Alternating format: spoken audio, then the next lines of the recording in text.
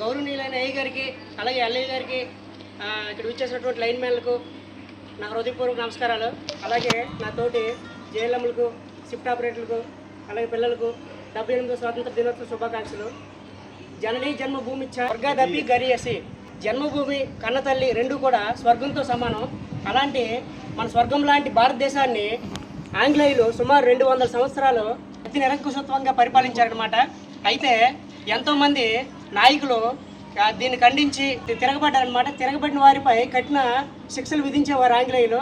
అయితే ఇది కరెక్ట్ కాదని చెప్పేసి ఎంతోమంది సహాయ నిరాకరణ ఉద్యమం, ఉప్పు సత్యాగ్రహం, క్విట్ ఇండియా ఉద్యమం ఇలాంటి ఉద్యమాలు ఎన్నో చేసి ఆంగ్లేయులపై తిరగబడ్డారనమాట.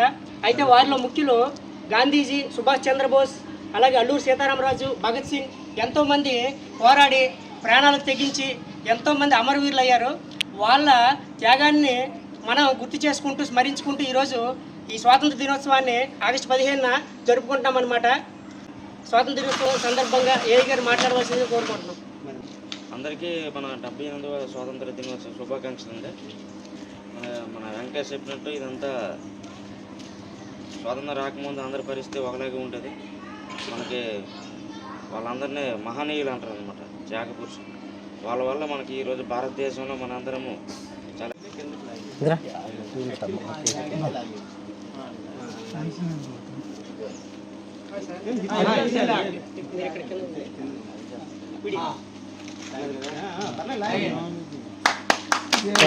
జై హింద్.